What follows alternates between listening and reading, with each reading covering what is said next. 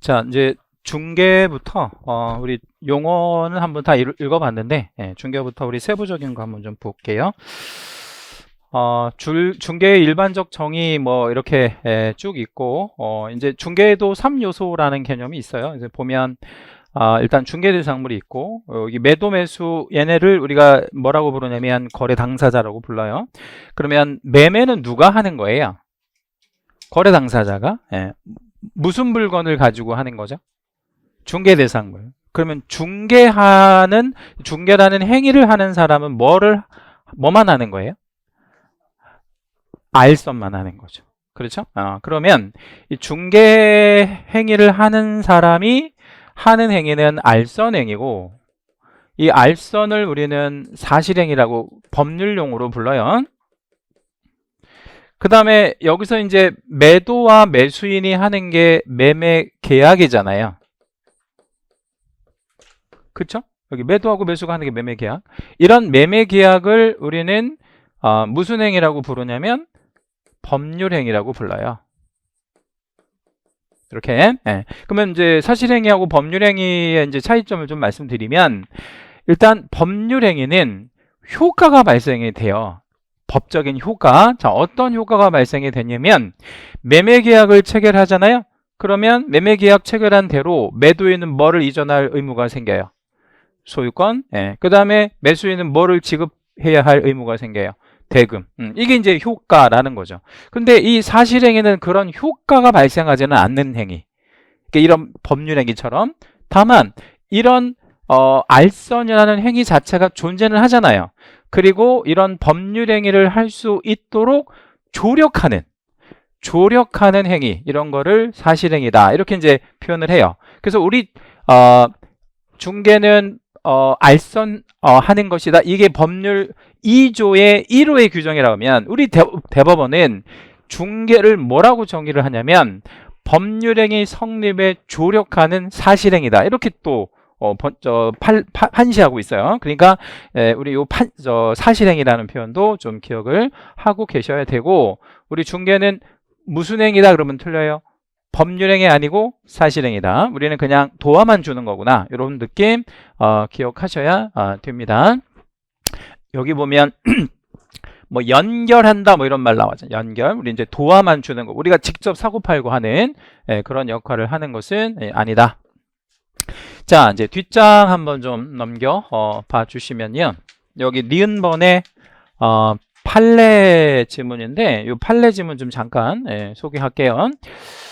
여기 보면 부동산 거래 컨설팅이라는 어떤 명칭을 사용했대요. 명칭을 사용했대요. 근데 뭐 어떻게 포장을 하든 이 부동산이 대부분 중개대상물이니까 중개대상물이 있고, 거래를 하는 당사자가 있고, 그 컨설팅 하는 사람이 포장을 컨설팅이라고 포장을 하지만, 결과적으로 당사자들이 부동산을 가지고 거래하는 것을 뭐 했으면요, 이렇게 알선, 뭐 소개, 뭐 조력했다면 이것도 뭐라고 봐야 된다? 중개라고 봐야 된다라는 거죠. 그러면 이 컨설팅 업자가 어떤 무등록, 소위 말하면 중개업을, 등록 없이 중개업을 만약에 하게 된다면 이 컨설팅 업자들은 처벌을 해야 된다, 아니면 처벌할 필요 없다? 처벌을 해야 된다. 그래서 이 무등록 중개업 하면 3년 3천으로 이렇게 처벌을 해야 됩니다. 이거 좀 중요하고, 그래서 출제가 좀 잘 되는데, 컨설팅 뭐 이렇게 나오고 얘가 중개업을 뭐 했다, 뭐 어떤 이런 느낌으로 문장을 주면 얘는 처벌의 대상이 되는데, 요거 처음 보시는 분에서 제가 다시 한번 정식으로 읽어 드릴게요. 요 3자는 3년 이하의 뭐나 징역이나, 여기 중간에 또는 3년 이하의 징역, 또는 여기 3자는 또 뭐예요? 3천만 원 이하의 벌금. 그래서 이제 줄여서 3년 3천 이렇게 표현을 합니다. 자, 우리는 그러면 궁극적으로 이 공부를 왜 하는 거예요? 이 공부를 자격증을 따려고. 그러면 자격증을 취득을 해야만 뭐를 해준다고 했죠? 국가가 등록을 해야만 이게 무등록 중개업이 아닌 거가 되는 거잖아요. 그러니까 궁극적으로는 우리 이 공부를 왜 하냐면 이거 안 받으려고. 뭐 안 받으려고? 처벌 안 받으려고. 그래서 우리는 적법하게 업무를 하려고 이 공부를 하는 거구나 라고 생각해 주시면 된다. 근데 실무에서 이 컨설팅 하는 사람들이 많이 있다, 많이 없다? 많이 있어요. 되게 많이 있습니다. 우리 여기 이 동네에도 몇 명 있어. 이 동네에도 여기 낙원상가 바로 옆에 보면 뭐 컨설팅, 뭐 한양 컨설팅인가 뭐 이렇게 이제 써놓고 뭐 거기다 이제 유리창에다 뭐라고 써놨냐면 재건축, 재개발. 보셨죠? 재건축, 재개발. 예. 근데 이제 뭐 컨설팅 하시는 분들이 왜 그거를 하는 거냐면 이제 자신이 없는 거야. 뭐를 할 자신. 자격을 취득할 자신이. 예. 근데 이쪽 일을 하고는 싶어. 그리고 또 오래됐고. 뭐 이러니까 이제 그런 식으로 이제 컨설팅 뭐 이런 식으로 하고 계시는데 엄밀히 따지면 다 불법입니다. 그 다음에 이제 우리 중개하고 분양대행하고는 조금 다른 성격인데 여기서 이제 분양대행이라고 하는 거는 우리 이제 아파트 같은 거 뭐 상가 같은 거를 지어 놓은 거 있잖아요. 예, 그거를 분양하는 거를 이렇게 맡아서 대행하는 걸 분양대행이라고 하는데 이렇게 빼볼게요. 이 분양대행은 중개 업무가 아니고 이 우리 법률에 그러니까 이게 사실 중개와 분양대행이 굉장히 흡사하거든요. 그 어떤 내용적으로. 근데 법률에 중개와 분양대행은 다르다는 규정이 있어요. 그래서 어떤 규정이 있냐면 14조에 보면 겸업 업무라고 규정하고 있어요. 이 분양대행을. 그러니까 이거는 그냥 뭐 논란이 있는 게 아니라 법에 딱 규정이 있다고. 분양대행하고 중개가 매우 흡사한데 이 분양을 대행하는 건 중개는 아닌 거야. 분양대행이고. 그럼 분양대행은 뭐냐? 법률에 무슨 업무라고 딱 규정하고 있어요. 겸업 업무. 겸업이라고 하는 거는 뭐냐면 내가 중개업도 하면서 같이 하는 업무라고 생각하시면 되는 거예요. 그래서 우리가 그 개업공인중개사가 중개업도 하면서 뭐 또 해도 돼요. 분양대행. 그럼 같이 하는 업무다. 뭐 이런 의미로 쓰이는 거예요. 여기도 별 하나 해줄게요. 그럼 이제 이게 어떻게 문제가 나오냐면 중개를 해주고 보수를 받으면 그게 무슨 보수? 중개 보수. 자, 그러면 분양대행 해주고 받으면 보수를 받으면 그건 중개 보수는 아니겠죠. 그럼 얘는 뭐겠어요? 그냥 분양대행 수수료. 근데 그게 무슨 차이가 있냐면 중개 보수는 한도가 있어요. 그러니까 법으로 딱 정해져서 얼마 받지 마. 얘는 그런 게 없어. 그래서 이제 시험 문제 출제할 때는 분양대행 수수료가 뭐 법정 한도가 있냐 없냐 이런 식으로 물어봐요. 얘는 없는 거야. 왜냐면 이거는 겸업 업무로 아예 그냥 규정을 하고 있으니까.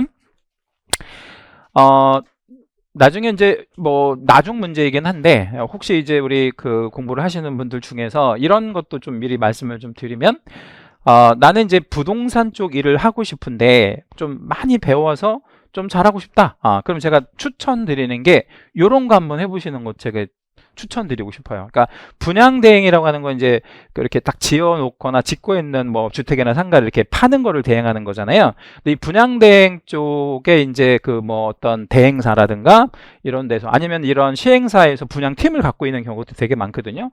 근데 교육이 굉장히 철저해요. 그러니까 이 판매 기술을 가리키는데 정말 뛰어나요. 그러니까 내가 한번 뭐 상가 한번 이렇게 뭐 신축하고 있어서 그 분양 사무실에 들어가 봤거든. 근데 나는 살 생각으로 들어갔어요? 아니면 그냥 한번 구경하러 간 거야? 구경하러. 근데 뭐 하고 와? 계약서 쓰고 오는 그런 경우가 되게 많거든요. 그 왜 그런 거냐면 거기 이제 우리 소위 기술자들한테 당하는 거예요. 당한다는 표현이 좀 그렇고 기술자들한테 우리가 이제 이렇게 설득당하는 거죠. 그래서 상가도 막 사고 그런 사람들 중에 둘에 한 명 정도는 그냥 사는 거야. 이렇게 내가 어떤 목적을 가지고 사는 게 아니라 그냥 사무실에 갔다가 이렇게 현혹돼 가지고 사는 그런 경우가 되게 많아요. 그래서 이게 굉장한 스킬을 가리키는 게 분양 쪽이에요. 그래서 분양 쪽에서 이렇게 뭐랄까 좀 스킬을 좀 익힌 다음에 중개업하면 정말 잘할 수 있어요. 왜냐면 다양한 걸 팔거든. 또 이 분양대행 뭐 상가도 있고 오피스텔 뭐 아파트 뭐 어떤 토지 같은 이런 공장 부지 분양 하여튼 여러 가지가 있거든. 그런 것들이 여기에 이제 해당이 되어지는데 엄밀히 따지면 중개하고는 다르다. 엄밀히 따지면. 자, 그 다음에 이제 아까 뭐 여러 번 말씀드렸듯이 중개는 법률행위는 아니다라고 말씀드렸죠. 여기다가 채색하시고 별 그렇게 하고 여기를 좀 한번 읽어봐 드립니다. 우리 대판인 이제 대법원이라고 말씀드렸어요. 세 번째 줄에 중개 행위는 당사자 사이의 매매 등 여기다 밑줄 법률행위가 용이하게 성립할 수 있도록 조력한다. 조력이라는 말 썼죠, 그죠? 조력한다는 게 뭐야? 도와준다 이 말이에요. 도와주는 혹은 주선하는 무슨 행위다 할 것이다.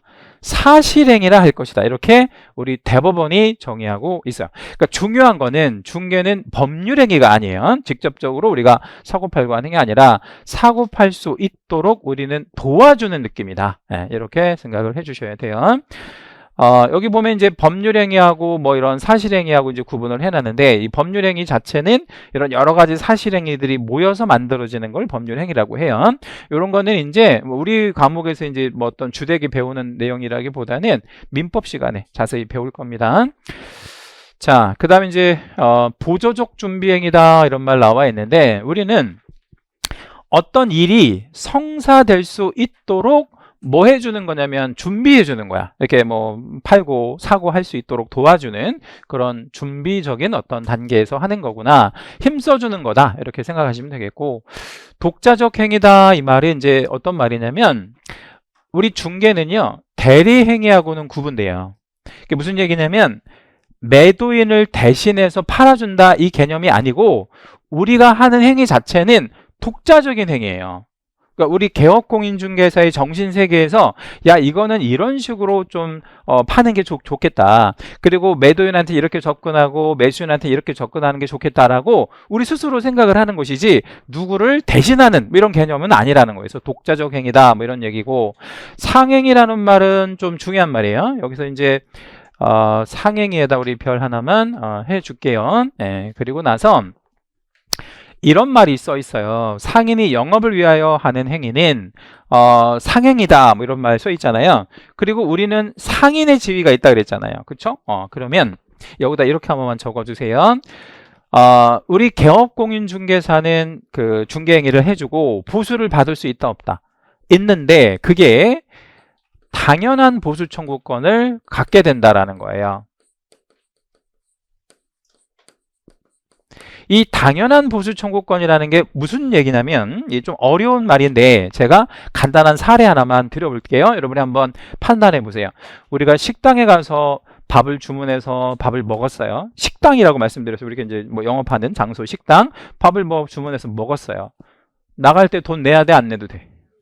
근데 밥 뭐 주문해서 먹기는 했는데 돈 준다고 안 했잖아요. 질문 드린 거야 제가. 돈 준다고는 안 했잖아. 그럼 안 줘도 되는 거 아닌가? 내가 돈 준다고 안 했으니까. 그걸 한번 반박해 보세요. 식당 가서 밥 먹었어. 근데 내가 돈 준다고는 안 했잖아. 밥을 달라고 했지. 그걸 한번 그거 좀 반박해 보시라고. 예를 들면 뭐 쓸데없는 얘기 하지 마라든가 반박을 한번 해보세요. 그 식당 누가? 주인은 뭐기 때문에?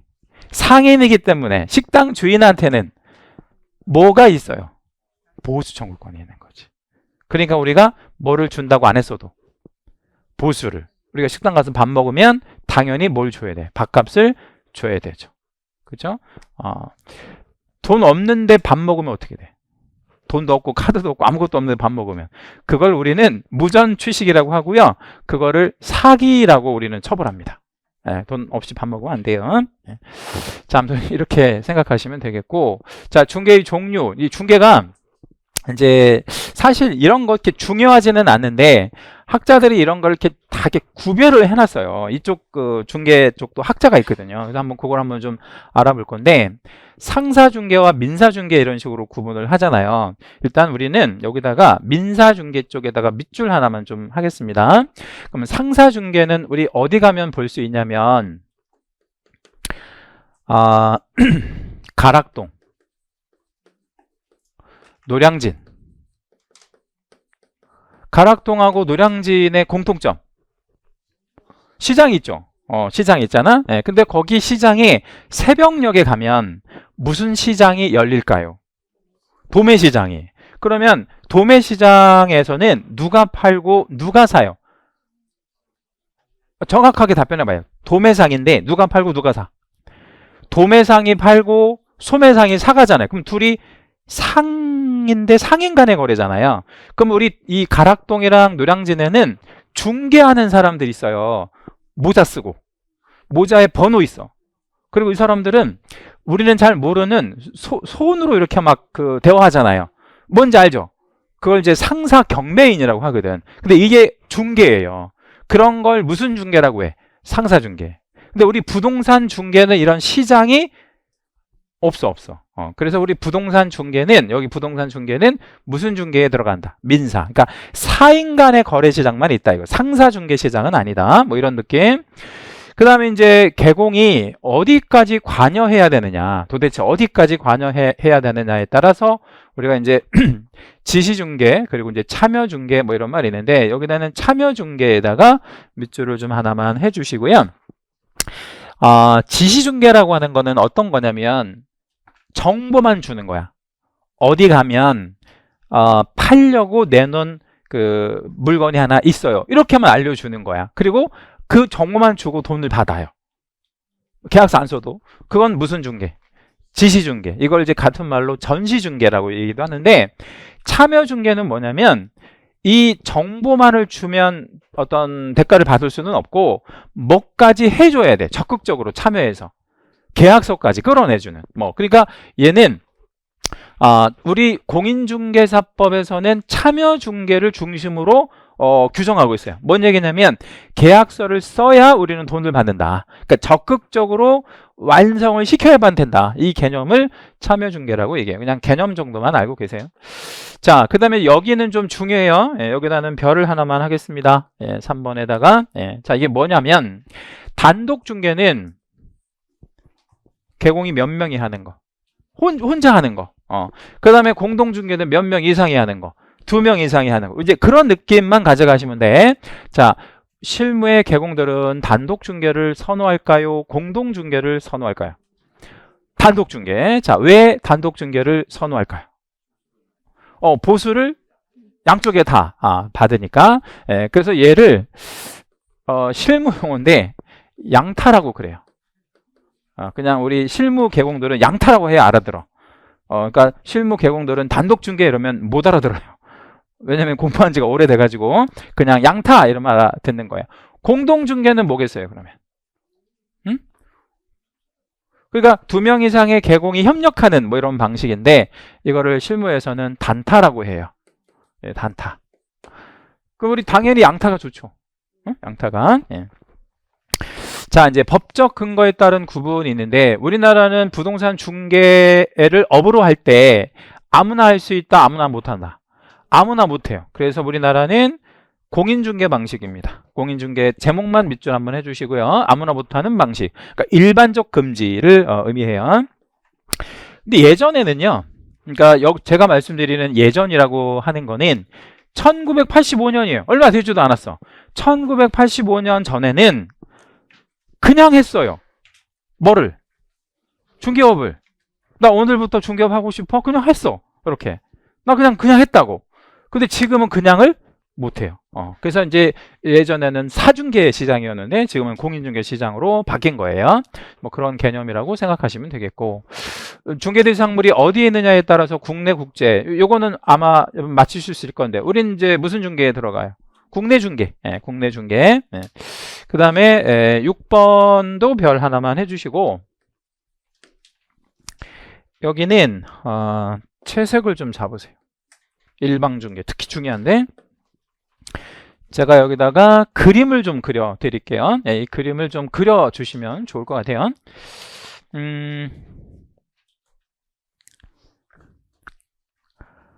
개공이 이렇게 있고, 제가 이제 사례라고 좀 제목을 잡아 드릴게. 여기도 개공이 있고요. 여기 밑에 매도가 있어요. 여기 밑에 매수가 있고요. 요렇게 연결되었고, 요런 식으로 계약을 할 거예요. 이제 매매 계약을 하겠죠. 자, 그러면 이 중개 방식은 몇 명의 개공이 지금 하고 있는 거죠? 2명, 그러니까 2명 이상의 이제 개공이 하고 있어요. 그러면 얘는 얘하고 공동으로 하는 거죠. 그럼 이걸 무슨 중개? 공동중개 한번 써볼게요. 공동중개. 그런데 이게 공동중개인데 이렇게 생각을 해봐야 돼요. 왼쪽 계공한테 손님은 몇 명이에요? 한 명이야. 그죠? 오른쪽 계공한테 손님은 한 명이야. 그러면 각각의 계공한테는 손님이 한 명밖에 없잖아요. 이거를 일방중개라고 그래요. 한쪽에 의뢰만 있다 그래서. 자, 그러면 지금 제가 여기다가 가운데에다가 써놓은 내용을 묶어 놓으면 같은 말이에요? 다른 말이에요? 조금 전에 이것도 여러분 동의하셨고 이것도 동의했잖아요. 그럼 같은 말이지. 이거 동의했잖아요, 여러분. 그죠? 이것도 동의했잖아. 같은 말이라고. 근데 같은 말 같지가 않잖아요. 그래 잘 나와. 시험에. 이게 뭔 말이냐면, 자, 이제 누구를 시각으로 보느냐 이거야. 자, 얘네가 몇 명이에요? 2명. 그래서 무슨 중개? 공동중개. 근데 얘네한테 손님을 보면 몇 명이야? 1명. 그래서 일방중개. 그러니까 요렇게 같은 말이라고. 같은 말이에요. 특히 얘가 잘 나와요. 얘가. 네. 자, 그럼 이제 다른 그림 한번 보여드릴게. 가운데 계공이 한 명 있어요. 이쪽 매도 매수가 있어요. 요렇게 거래를 하는 거예요. 이렇게 이제 거래를 한다고. 자, 그러면 계공 지금 몇 명이 해요? 계공이 혼자 하죠. 혼자 하는 걸 무슨 중개? 단독 중개. 그런데 얘한테 손님이 몇 명이에요? 2명이야. 그러면 이걸 무슨 중개? 쌍방 중개라 그래. 그러면 이 두 가지 말도 같은 말이에요. 그런데 이제 이 단어가 좀 반대로 움직이는 느낌이 들잖아요. 우리 생각에. 근데 이거를 누구의 시각으로 보느냐에 따라서 이렇게 같은 말들이 된다. 라는 뜻이에요. 그래서 이제 이쪽에서 문제가 나오면 약간 어렵게 느껴질 수 있고, 약간 뭐 많이는 아니고 순간 생각을 잘못하면 틀릴 수도 있다. 특히 이 일방중개는 좀 잘 나온다 그랬고, 쌍방중개 해도 됩니까? 쌍방중개 하면 안 됩니까? 해도 되죠. 이거 두 개는 다 해도 되는 그런 느낌.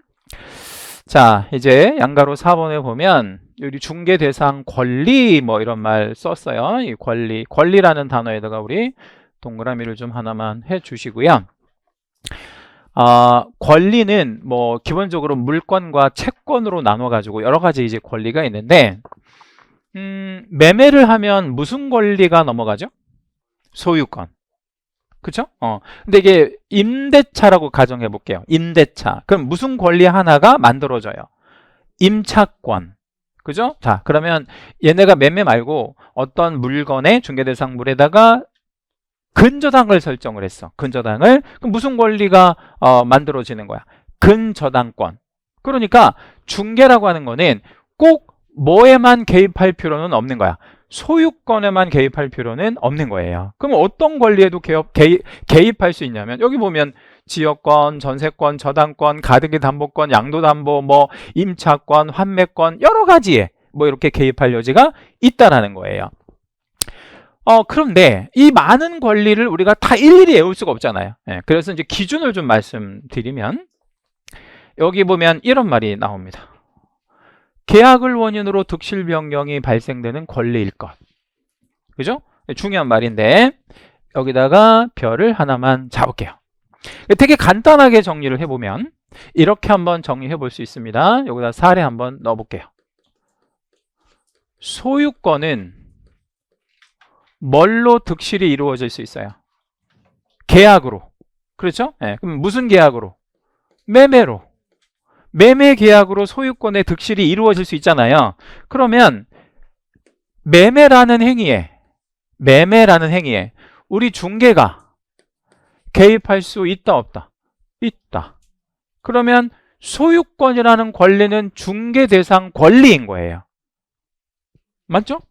왜? 그렇게 생각하면 돼.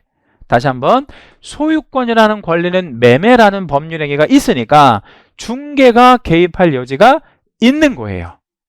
맞죠? 그러면 저당권이라는 권리, 이것도 좀 뭐 시험에 잘 나오는데 이것까지 한번 적어봅시다. 저당권은 어떻게 만들어져요?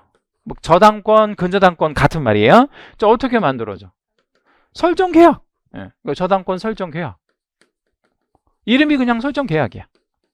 이것도 계약이잖아, 법률행위. 예, 그러니까 여기에 우리가 개입할 여지가 있어요, 없어요? 있어. 계약으로 만들어지면, 매매계약, 뭐 설정계약 다 계약으로 만들어지면 결국에 우리는 이 계약을 할 수 있도록 도와주는 거니까. 그런데 여기에서 무슨 문제가 이제 출제가 잘 되냐면 유치권 이런 거 좀 잘 나온단 말이에요. 유치권. 예. 자, 유치권이 뭐냐? 예, 유치권이 뭐냐? 저는 오늘 출근할 때도 유치권을 보면서 왔거든요. 질문 드립니다. 나는 유치권을 본 적 있다. 손 한번 들어볼래요? 대부분 다 손 드셨네. 우리 친구 유치권 본 적 없어? 있는 것 같은데 손을 왜 안 들었어요? 지금 늦게 들었어요? 네. 나 유치권 본 적 없다. 유치권 본 적 없어요? 실제로? 실제로는 본 적 없어요? 뉴스에서만? 그래요. 어디 살아요, 혹시? 왜 유치권을 못 보지? 네. 유치권을 안 보려고 해도 안 볼 수가 없는 거 아닌가? 이렇게 길거리 다니다 보면 유치권 행사 중임, 뭐 이렇게 프랭카드 막 붙어 있잖아. 그런 거 본 적 있어, 없어요? 없는 것 같아요. 예, 그래요. 아주 곱게 자랐는가 봐. 예, 저 온실 속의 화초처럼. 유치권은 이제 뭐냐면, 예를 이제 들어볼게요. 이 건물이, 이제 몇 년 지나면 외벽이 더러워질 수 있죠. 그래서 건물주가 외벽 청소하는 업자한테 건물 좀 뭐 해줘? 청소해줘. 해가지고 2억에 계약을 했어요. 계약하고 이제 외벽 청소를 다 해준 거야. 근데 건물주가 돈을 안 주네? 누구한테? 그 외벽 청소해준 업자한테. 그러면 이 외벽 청소해준 업자는 어떻게 할 수 있을까요? 여기 와서, 건물에 와서 뭐 할 수 있어? 점유할 수 있어. 어려운 말로. 그럼 조금 우리 실무적인 용어로 들어 누워 있을 수 있다는 거죠. 이왕이면 어디에 들어 누워 있으면 좋을까요? 만약에 이 건물의 꼭대기층에 건물주가 있는 사무실이 있다고 쳐요. 그럼 거기 사무실 앞에 누워 있으면 아무도 모르잖아. 그러니까 어디에 누워 있어야 효과가 있어? 1층 노비 앞에. 예, 거기 이제 누워 있어요. 그러면 이제 건물주가 신고하겠죠? 누구한테? 지구대 이제 신고하겠지. 뭐라고? 업무 방해한다고. 그럼 이제 지구대 와가지고 이제 끌어간다, 못 끌어간다. 못 끌어가요. 왜 못 끌어갈까요? 정상적인 권리 행사니까. 오히려 지금 누워있는 유치권자를 강제로 뭐 하는 사람? 이렇게 끌어내려고 하는 사람을 경찰이 잡아갈 수 있어. 그걸 권리 행사 방해죄라 그래요. 이거 강력한 권리를 행사할 수 있어. 그거를 뭐라고 그래요? 유치권이라고 해요. 그러면 이제 언제 누워있으면 제일 효과가 좋을까요? 사람 많이 다닐 때. 그러면 이제 밤에 어떻게 갈 거야? 밤에. 막 새벽 2시, 3시 때는 어떻게 갈 거야? 집에 가서 자야지. 그럼 집에 가서 자면 내가 이 유치권을 어떻게 해요? 잃을 수 있어요. 유치권은 등기가 되는 게 아니니까 항상 공시를 하고 있어야 되는데 누군가 점유를 하고 있어야 되거든. 그러니까 그게 안 되니까 여기다 이제 뭘 붙이는 거야. 프랭카드 붙이고 뭐 아니면 다른 사람 뭐 이렇게 이제 고용해가지고 경비 세운다든가 이걸 하는 거예요. 여기까지 이해됐죠? 자, 그러면 유치권은 이제 그런 건데 이게 법적으로 왜 만들어지냐면 두 가지로 생각을 하셔야 돼. 성립되는 과정이 먼저 있어요. 유치권이 만들어지는 과정. 이 만들어지는 과정에는 계약이 존재한다, 계약이 존재하지 않는다. 그러니까 유치권 설정 계약 이런 말은 없어요. 그러니까 청소 용역 계약을 했지만 유치권을 인정한다는 계약을 한 적이 없잖아. 이 건물주가. 그러니까 유치권 성립하는 계약은 존재하지 않아요. 그런 말은 없다 이 말이야. 그래서 유치권을 법정 담보 물권이라고 그래. 법정이라는 게 뭐야? 법률의 규정에 의한 뭐 이런 뜻이란 말이에요. 그러면 중개는 여기에 개입할 여지가 있다 없다? 없다라는 거예요. 그게 중요한 포인트. 그런데요, 자, 유치권을 지금 이제 2억만큼을 받아야 되거든. 내가 외벽 청소 용역 2억. 그런데 이제 한 달째 지금 여기서 농성하고 있어. 1층에 한 달째. 그런데 이제 누군가 와가지고 이렇게 설득을 하는 거야. 너 여기서 한 달만 더 있으면 이제 날도 더 추워질 테고 하니까 너 그럼 입 돌아간다. 그럼 어떻게 해? 이제 건물주는 줄 생각이 없어. 그럼 누가 이제 설득을 해야 될 거 아니야. 어떻게 설득을 해? 너가 가지고 있는 유치권을 뭐 해라고? 팔으라고. 이렇게 설득할 수 있잖아요. 그러면 팔 수 있어요? 이렇게 이제 물어볼 수 있잖아. 당연히 팔 수 있지. 권리는 일신 전속성이 없으면 무조건 팔 수 있는 거야. 양도가 가능해요. 이건 권리니까 내가 팔아라 먹을 수 있는 거야. 그러면 이제 물어보는 거야. 이건 얼마 정도면 거래할 수 있을까요? 여러분 2억짜리 유치권이에요. 얼마 정도면 파시겠어요, 여러분? 무슨 또 2억 5천이야. 2억 5천이면 세상 물정을 모르는 거지. 또 싸게 사야지. 그걸 비싸게 누가 사겠어. 70%? 그럼 한 1억 5천 정도. 예를 들자면. 그럼 1억 5천 정도면 팔 생각 있어, 없어요? 이따가 한번 해보세요. 있어. 그러면 이제 그 정도면 누군가 살 사람도 있을 수 있잖아. 그러니까 예를 들면 여기서 1층에서 막 농성하고 이런 게 뭐 좀 환경적으로 괜찮은 사람도 있을 수 있잖아요. 뭔지 알죠? 왜 그런 게 뭐 데모 같은 거 하면 항상 막 이렇게 전문적으로 하는 사람들도 있으니까 그런 거를 하는 사람들은 가능할 수 있잖아. 그래서 그 사람하고 이 사람하고를 뭐 해줬어? 알선을 해준 거야. 뭐 하라고? 유치권 사고 팔으라고. 그러면 여기다 한번 적어볼게요. 유치권을 양도하는 행위. 그러니까 유치권도 양도가 되거든요. 그럼 유치권을 양도하는 행위는 계약으로 존재한다고요. 그러니까 유치권 양도 양수 계약이야. 이거는 엄밀히 따지면. 그러면 유치권도 부동산에 관련되어진 권리니까 이것도 엄밀히 따지면 중개대상 권리야. 아무나 중개하면 안 된다고. 그러니까 우리가 이게 자격이 있는 사람만 할 수 있다고요. 그러면 여기에는 우리가 개입할 여지가 있어 없어요? 있어요. 지금은 없어졌는데 한 10년 전에 여의도에는요. 뭐가 있었었냐면 유치권 거래소라는 게 있었어요. 간판에 그렇게 써 있었어요. 유치권 거래소. 그러니까 전국의 모든 유치권자들이 거기 와서 유치권을 사고 팔고 하고 그랬다고. 그런 시장 자체가 있었어요. 그럼 그거는 아무나 못해. 누구만 할 수 있는 거야? 개업공인중개사만. 왜냐하면 유치권이 어디에 만들어지니까? 중개대상물에 만들어지니까. 이해됐죠? 자, 그럼 우리 여러분, 나는 다른 거 안 하고 유치권만 거래하는 거를 좀 전문적으로 하고 싶어. 해도 돼? 하면 안 돼? 해도 괜찮아요. 그런 게 얼마든지 거래가 되니까. 그러면 여기다 우리 별 하나만 잡아주세요. 유치권. 특히 잘 나오고, 얘 잘 나오고. 저당권, 유치권 이런 게. 둘 다 똑같은 담보 물건들인데 개입할 여지가 있다라는 거. 여기 보면 이런 말로 유치권 양도 양수 계약, 이 계약이라는 말이 존재하면 중개 대상이 될 수 있다라는 거. 그렇게 기억해 주시면 되겠고. 자, 3번은 또 뭐냐면 이 얘기예요. 3번은 중개 행위의 개입 가능성이 있어야 된다라고 했잖아요. 그러니까 알선의 가능성이 있어야 된다는 얘기예요. 알선의 가능성. 그러니까 알선 가능성이 없는 것도 있냐? 있겠죠. 뭐 대표적으로 보면 상속 같은 거. 상속 같은 거. 상속은 어떻게 이루어지는 게 상속이에요? 너 돌아가셔야지. 그러면 너 상속받을 수 있게 알선할게. 이 말이 돼야 안 돼요? 그거 안 되지. 그렇죠? 너 상속받을 수 있게 해줄게. 이거는 죽여줄게 이런 말이잖아. 그거는 중개가 아닌 거예요. 그러니까 이런 행위에는 우리 중개가 개입될 여지는 없다. 이런 느낌으로 가져가시면 됩니다. 자, 이제 중개대상 권리 관련해서 판례 몇 개 읽어드리겠습니다. 여기 보면 저당권, 담보물권 당연히 포함된다. 저당권도 우리 중개할 수 있는 권리에 들어간다. 근데 이게 딱 저당권만 지칭하는 게 아니라 계약으로 이렇게 존재할 수 있으면 얼마든지 중개할 수 있다. 뭐 이런 얘기 되는 거고요. 그러면 이 저당권의 알선을 업으로 하면, 저당권의 알선을 당연히 업으로 하면 이거는 뭐로 봐야 돼요? 중개업으로 봐야지. 여기 업으로 한다 그랬으니까. 그리고 통상 우리 저당권은 언제 저당권이 설정되어지냐면 저당권은 통상 언제 설정돼? 대출 받을 때. 그 대출 받는 거를 이렇게 표현해요. 금전 소비대차 알선에 부수하여 이루어진다라고 얘기하죠. 예. 그럼 우리는 은행에서 누군가 대출을 받을 수 있도록 도와줄 수 있어 없어요? 있어요. 근데 은행에서 저당을 잡잖아요. 그것도 중개행위가 되는 거야.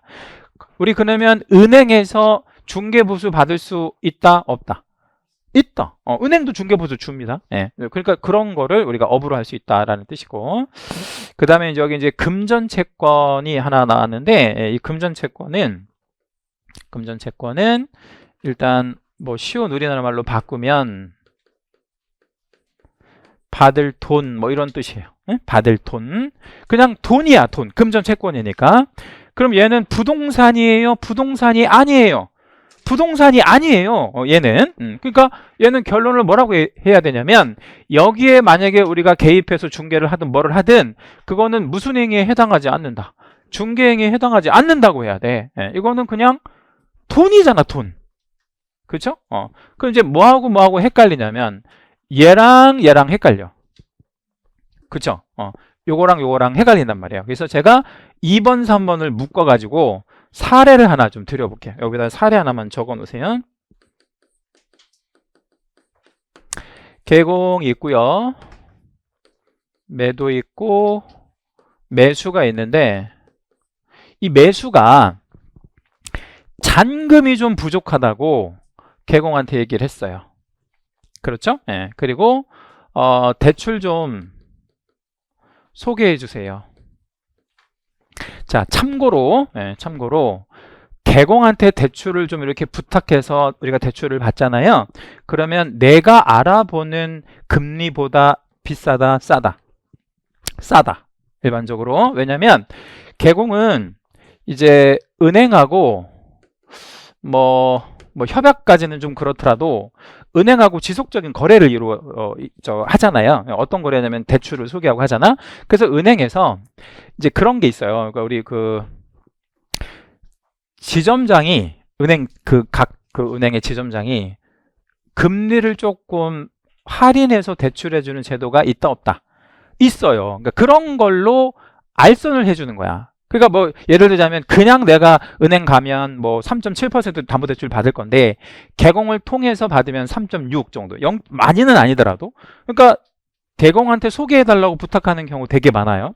그래서 개공은 은행을 소개를 시켜줬어요. 자, 그럼 이제 은행에서 얘한테 대출을 해준다고.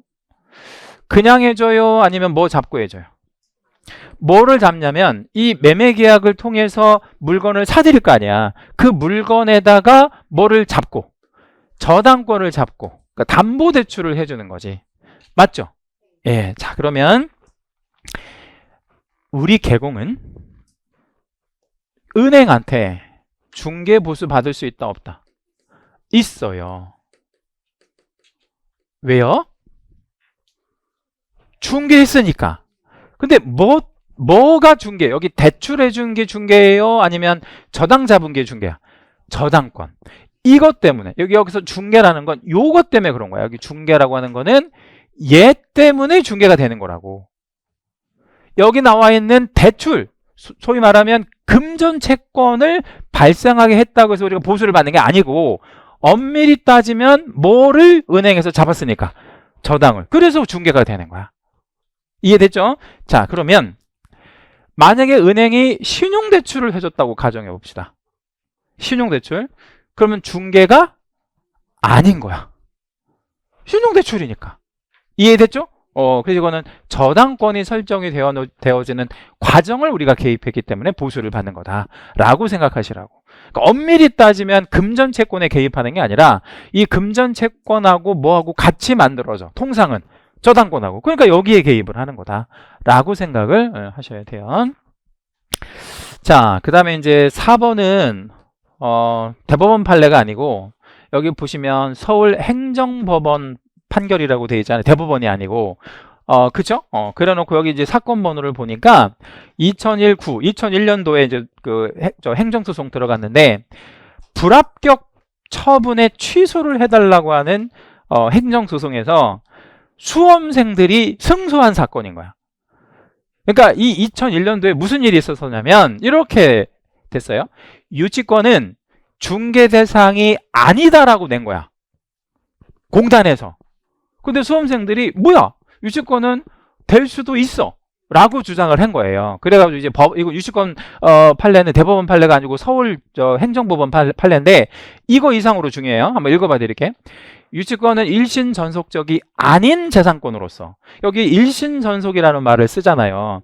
그러면 일신 전속적인 권리는 양도양수가 안 돼. 그 사람한테만 있어야 되니까. 근데 유치권은 그게 아니래. 예. 그리고 하나의 권리래. 그러면 이것도 뭐가 가능하고, 이전이 가능하고, 그러니까 사고 팔고 할 수 있고, 부동산 유치권도 마찬가지이므로 유치권은 중개 대상인 권리가 뭐라고 했어요? 된다고 할 수 있다. 이렇게. 예. 그러면 수험생들의 어떤 주장을 받아들여서 불합격 처분을 한 사건이에요. 취소한 사건이야. 그러니까 합격으로 해준 그런 사건이니까. 정리하면 유치권도 중개할 수 있다 없다? 있다. 대신 뭐 하는 과정이어야 개입하는 거예요? 이전하는 과정이어야 해. 예? 이게 성립하는 과정은 당연히 안 되는 거고. 자, 그 다음에 이제 지금 우리가 쭉 보신 거를 표로 정리를 해보면 중개대상 권리가 이렇게 나오고 중개대상이 아닌 권리 이렇게 이제 이렇게 구분을 해볼 수 있는데, 왼쪽은 다 계약으로 만들어지는 것들이라고 생각하시면 돼요. 하나만 예를 들어 볼게요. 부동산 임차권. 그럼 무슨 계약? 임대차 계약. 이렇게 만들어지잖아요. 그죠? 근데 오른쪽은 뭔가 이유가 있어요. 자, 첫 번째 질권 나왔잖아요. 질권은 뭐냐면 전당포 있잖아요. 전당포. 우리 저 친구 전당포 알아요? 알아요. 전당포는 또 안 돼요. 예. 전당포에다가 물건을 맡기고 돈을 이렇게 빌렸어요. 그쵸? 근데 그거를 못 갚으면 어떻게 돼? 그 전당포 주인은 어떻게? 그 물건을 처분을 해서 채권에 만족을 할 수 있는 거. 그죠? 그걸 계약서를 쓴다고. 그럼 내가 가져도 되는 거야. 쉽게 말하면 그 전당포 주인이. 그럼 그거를 부동산에 인정을 해주면 무슨 문제가 생기냐면 전당포 주인이 너무 많은 폭리를 취하게 된다고. 그래서 질권은 부동산에는 성립할 수가 없어요. 그러니까 우리 질권은 중개와 친하지 않은 권리야. 그래서 이 질권은 민법 시간에도 안 배워. 예, 부동산하고 친하지 않으니까. 그러면 동산 같은 거, 예를 들자면 지금이야 우리 몇십만 원 빌리려면 어떻게 빌려요? 신용카드 대출 받잖아. 근데 옛날에는 신용카드가 없을 때는 뭘로 이렇게 맡기고 돈을 빌렸어요? 전당포에다가 시계, 카메라, 금리빨, 예? 반지 이런 거 맡기고 이렇게 했죠. 제 기억에는 그런 것도 맡겼던 것 같아요. 집에 족보 있잖아. 예? 족보. 이렇게 족보 같은 거 이렇게 뭐라 그러지? 이렇게 주머니 같은 거 이렇게 이제 이렇게 쌓아 놓잖아요. 족보가. 아니면 이렇게 하면 어통. 그 족보를 맡기고도 돈을 빌리고 그랬다고. 옛날에, 지금 얘기가 아니고. 그 다음에 이제 점유권. 이 점유권이라고 하는 거는, 계약으로 만들어지는 게 아니에요. 그러니까 이게 무슨 얘기냐면, 자, 제가, 오른손에 리모컨이라는 물건을 갖고 있어요. 이거 제가 지금 손에 쥐고 있으면 무슨 권을 갖고 있는 거죠? 제가 점유권. 내려놓을게요. 자, 어떻게 됐어요? 점유권이 상실됐죠. 제가 다시 잡으면 어떻게 돼요? 점유권을 취득했죠. 이와 같이 내가 이게 직접적인 사실행위만으로 이루어지는 것이지 계약으로 점유권이 만들어지지는 않는다는 거예요. 이게. 그래서 예컨대 점유권 설정 계약 이런 말은 없어요. 그 다음에 일신 전속적인 권리는 안 된다고 아까 말씀드렸죠. 양도 양수가 안 되니까 영업권이나 금전채권 이거는 부동산에 관련된 게 아니라서 그런 거야. 부동산에 관련된 게 아니기 때문에 부동산과 관련성이 없기 때문에 그렇다라고 그냥 생각을 하세요. 이런 거는. 그 다음에 분묘기지권 좀 중요한데, 이 분묘기지권은 채색을 한 번만 해요. 분묘기지권. 나중에 이제 다 이렇게 깊게 배울 건데, 분묘기지권은 종손에게만 있는 일신 전속적 권리예요. 종손. 자, 종손이 누구죠? 돌아가신 분의 큰 아들을 종손이라고 해요. 자, 그럼 이제 이런 것들은 일신 전속성이 있거나 뭐 부동산 관련성이 없거나 계약으로 만들어지지 않거나 이런 것 때문에 이제 중개대상 권리가 아니라고 얘기를 해요. 바닥에 깔려 있는 애들이 좀 중요한데 이 바닥에 깔려 있는 애들이 바로 뭐냐면 그러니까 양다리 걸치는 애들이야. 쉽게 말하면 자, 유치권은 뭐 할 때는 개입할 수 없고 성립할 때, 근데 뭐 할 때는 이전할 때 이렇게 이제 생각하시면 되고 법정지상권도 마찬가지야. 법정자가 붙으면 똑같아. 법률의 규정에 의해서 이런 뜻이잖아요. 그럼 얘는 뭐 할 때는 성립할 여지가 없고 성립할 때, 그러니까 법정지상권이 성립할 때는 중개 개입 못하고 이미 만들어진 법정지상권을 뭐 할 때, 양도할 때, 이전할 때는 개입할 수 있고 얘도 마찬가지야. 법정저당권도.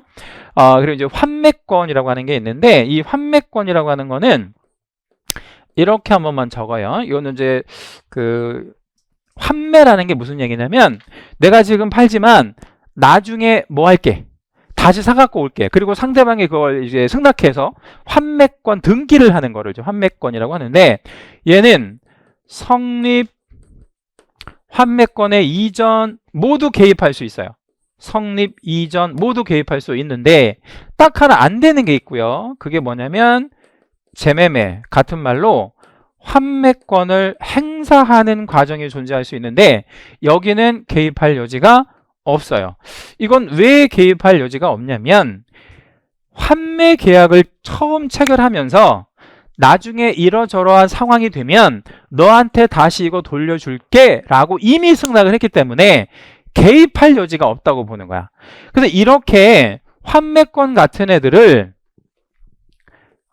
행사하는 거를 형성권이라고 해요. 이게 나중에 민법 시간에 배울 겁니다. 형성권이라고 하는 거는 이미 만들어져 있다고. 이미 만들어져 있고 그 환매권자가 나 환매권 행사한다 라고 하면 그냥 계약이 이루어지는 거야. 다시 말씀드리면 중개가 개입할 여지가 없는 거지. 네, 뭐 그런 정도 생각하시면 돼요. 이제 시험에는 뭐 얘는 거의 안 나오고 요런 애들 잘 물어봐요. 시험에는 요 유치권, 법정상권 요 정도를 잘 물어봅니다. 정도 기억해 주시면 돼요. 다시 한번 말씀드릴게요. 유치권은 뭐 하는 과정에는 개입할 여지 없고 성립, 법정상권도 마찬가지. 근데 요 두 개가 이제 중요하다고 말씀드렸죠. 얘네는 어떤 과정에는 개입할 여지가 있어? 양도, 이전하는 과정에는 개입할 여지가 있다. 이렇게 이해하시고 민법 시간에도 이거 되게 중요하게 다루어요. 법정상권 이전할 수 있냐, 양도할 수 있냐? 있어요. 양도 가능한 그런 권리입니다. 이제 어떻게 보면 제일 중요하고 어려운 파트 마무리했고요. 잠깐 쉬었다가 다음 시간에 공인중개사 들어가겠습니다.